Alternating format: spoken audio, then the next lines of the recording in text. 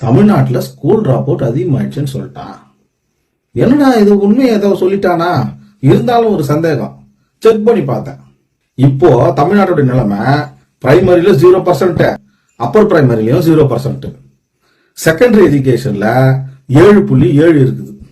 அதாவது செங்கோட்டையன் என்கிற அடிமை நாய் ஒன்னு கல்வி அமைச்சராக இருக்கும்போது 16% இருந்த கல்வி இடைநிற்றல திராவிட மாடல் அரசு 7.7 குறைச்சி கூடிய விரைவில் அதையும் 0 மாற்றும். அது தெரியாம அது புரியாம பைத்தியக்காரத்தனமா வளர்றிய தீய சக்தி தீய சக்தி தீய சக்தி. நீ தூய சக்தி. திமுக தீய சக்தி தான். அடிமைத்தனத்துக்கு எதிரான தீய சக்தி, ஆதிக்கத்துக்கு எதிரான தீய சக்தி, சமூக நீதிக்கு எதிராக யார் யாரெல்லாம் வராங்களோ அதற்கு எதிரான தீய சக்தி, சனாதனத்திற்கு எதிரான தீய சக்தி, மதவாதத்திற்கு எதிரான தீய சக்தி திமுக தான்.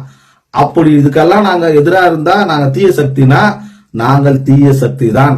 உண்மை போல தற்கூரித்தனமானவர்களுக்கு எதிரான தீய சக்தி.